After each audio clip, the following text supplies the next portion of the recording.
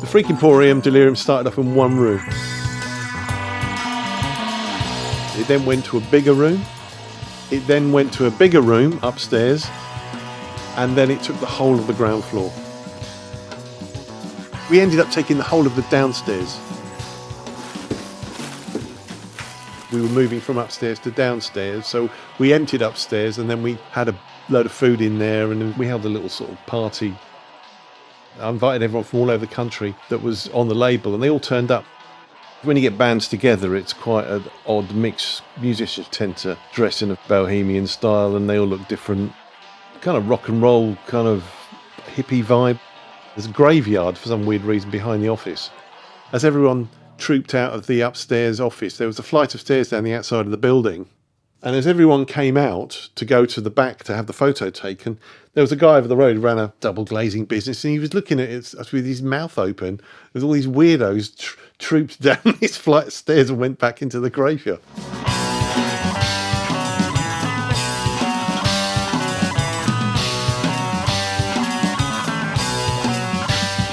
This is Season 2 of The Corruption Diaries, a podcast from the Tax Justice Network, all about the dreams and the fights of tax justice campaigner Richard Allen.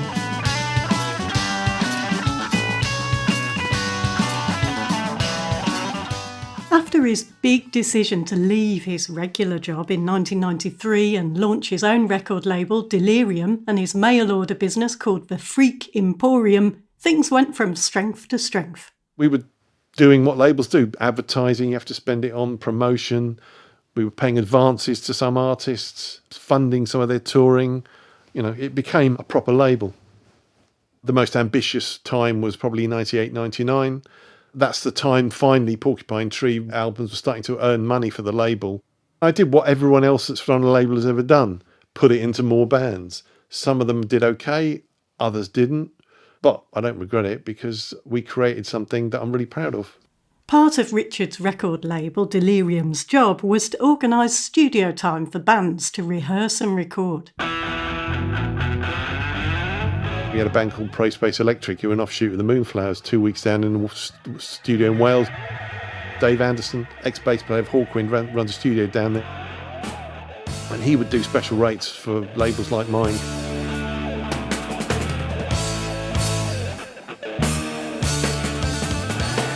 As well as all this, Richard and his business partner Ivor were also managing the day-to-day running of the Freak Emporium, the mail-order record sales business. We had a warehouse room that was full of stock. We'd be getting big boxes of vinyl in. There was one moment, a whole shipment of records turned up on pallets. Couldn't get them in because the doorway of the office was full of drum kits, guitars and keyboards. Meanwhile, we're having to deal with ordering stock. I'm having to then deal with logistics. We were flying things all over the place. So it was just like controlled chaos.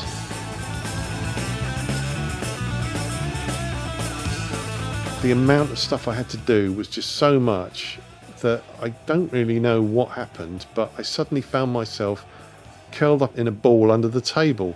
I remember Ivor saying, "You all right?"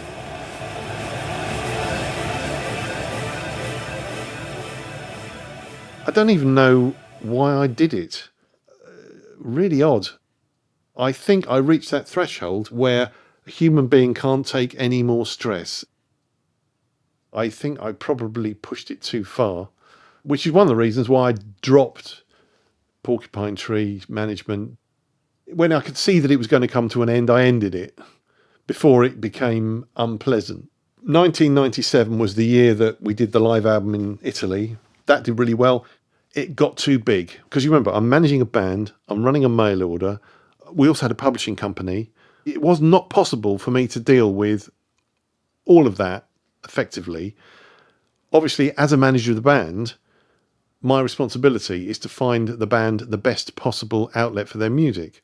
Well, I decided that I wasn't the best possible outlet for the music because I couldn't deal with it. It was time to have a serious chat with Stephen Wilson, Porcupine Tree's founder, guitarist, lead vocalist and songwriter. I said to Steve, we'll go and find another label.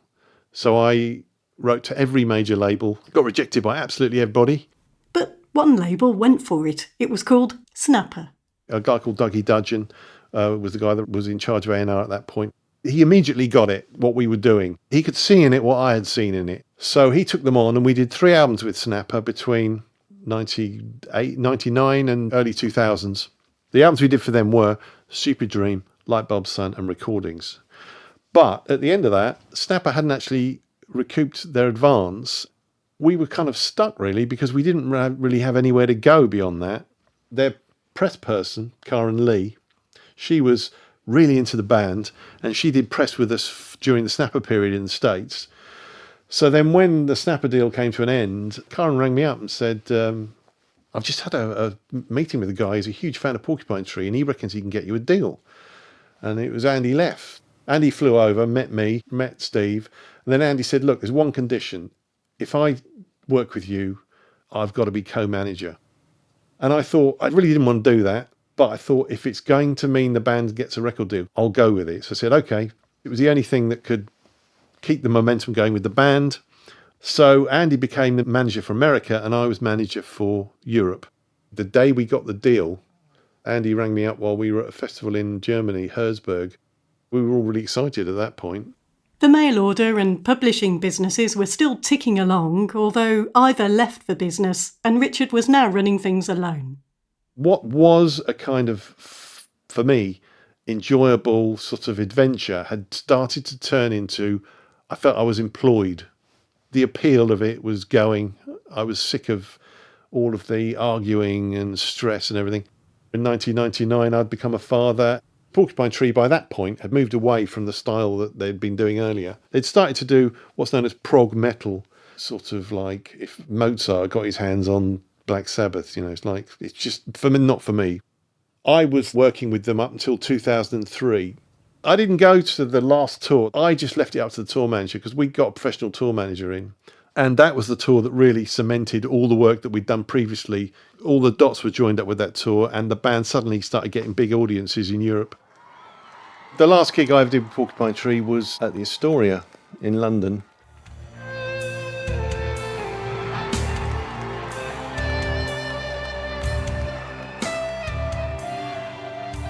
It was a successful gig in terms of the turnout, but for me, it was pretty miserable.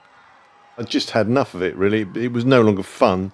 And I remember walking out of the venue, walking down the road to this bar during the gig. And weirdly, this bar, I think it was called the Full Moon, but it had just been chosen. I didn't know this, but because the Porcupine Tree had a song called Moonloop, the sort of hardcore fan base had decided to use this bar as their meet-up point. So I walked in, just trying to get a bit of sort of peace and quiet, straight into the middle of a hardcore fan group, who then proceeded to harangue me with questions about the band. When I quit Porcupine Tree, I ran downstairs and stuck on Spinal Tap. And when I played it, I fell on the floor laughing because he said, do you know what I do all day? I spend my day looking for lost luggage and mandolin strings in Houston. Close enough. It's actually, do you know what I do? I find lost luggage. I locate mandolin strings in the middle of Austin. It's like, you don't know what I do, don't appreciate what I do, I quit. That's essentially what I did. The label started to die off about late 90s, early 2000s. The interest in the sort of music that we did waned.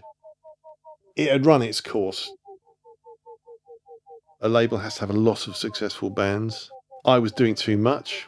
I suppose I could have employed more people to do it for me, and thought I'll just concentrate on the mail order. I ran a little reissue label, reissuing 60s and 70s rarities. 2004 went fantastic. We did really well, and then thumph.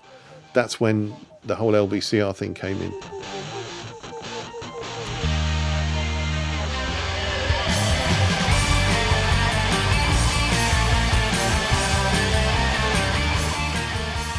The LVCR thing was a European Union sales tax relief.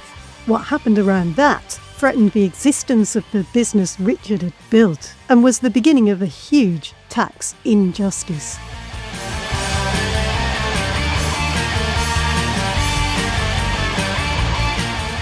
You've been listening to the 6th episode of the Corruption Diaries Season 2, with me, Naomi Fowler, produced and sound designed by Leo Schick. Delerium Records music used in this episode was courtesy of Cherry Red. If you liked a song, see the track listing in the episode notes.